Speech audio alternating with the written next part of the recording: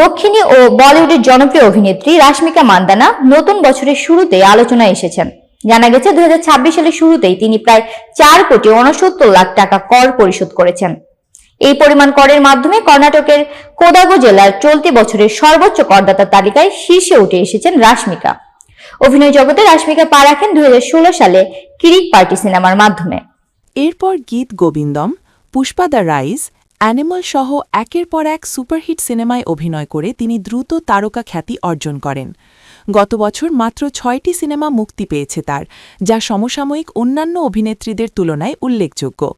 রাশমিকা কাজের প্রয়োজনে মুম্বাই ও হায়দ্রাবাদে বসবাস করলেও তার শিকড় রয়েছে কর্ণাটকের কোদাগু জেলায়।